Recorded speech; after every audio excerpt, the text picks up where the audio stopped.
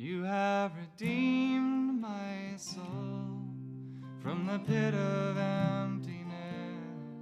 You have redeemed my soul from death.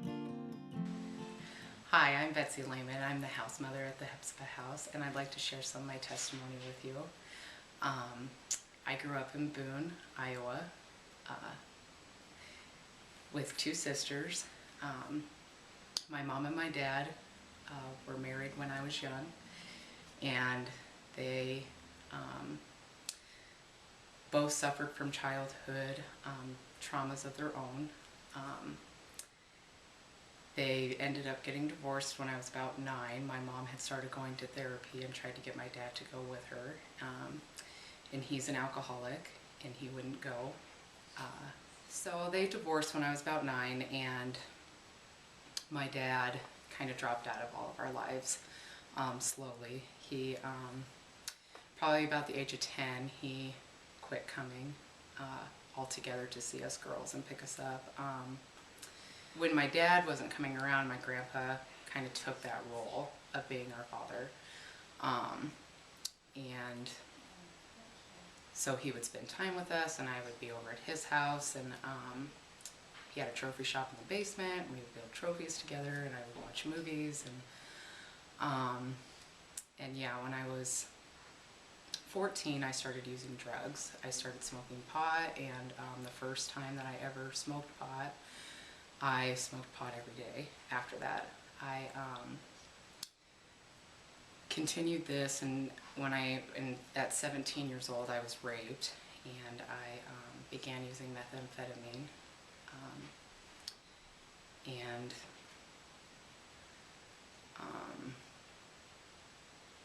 used methamphetamine till I was about 20, when I started intravenously using, and a year after that my grandfather passed away, which plunged me further into my drug addiction. I started using pills, Oxycontin and Dilaudid, every day, and using men and money and anything to fill up this empty void I had. It worked for a little while. I felt better, but pretty soon it was like I just couldn't get enough of anything that I was using.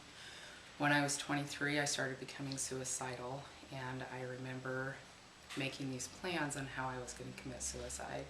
And I remember sitting on my kitchen floor in my apartment, and I kept hearing that I just needed to go talk to my mother. I just needed to go to my mother's house, and I ignored the feeling, and I went to work that day. I was at work for about an hour and left, and went to my mother's house and just came to her crying, and I told her everything that had happened, that I was doing, and she told me that the truth would set me free, and she took me to a psychiatric ward in Ames, where I was at for about a week, and they sent me down to a treatment center in Des Moines, where I was at for about 30 days. And I got out, and I thought I knew everything about staying clean and sober, and I started relapsing within 2 weeks.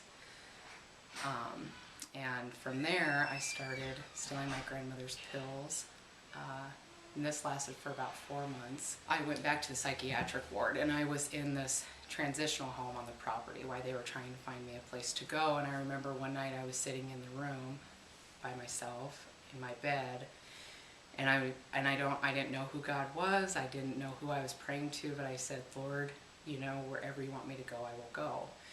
And they found a place, a long-term treatment center in Prairie City, where I went to, and this lady gave me these Joyce Meyer CDs to listen to, and it was about pleasing God instead of pleasing people. So that kind of got my faith, or the faith started, you know, about believing in something bigger than myself. And soon after that, this girl came in, and we started reading The Purpose-Driven Life together, and I was probably in the 4th chapter of that, and I accepted Christ.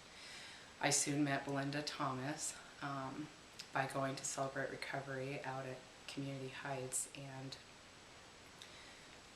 she had asked me if I wanted to come to the Hephzibah House, and so I accepted, and I thought, okay, now I got my treatment in order, so now I'm going to go get my faith in order.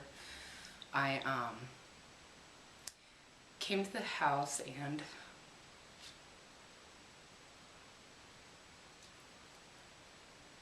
I found life. I completed the program and became a house mother.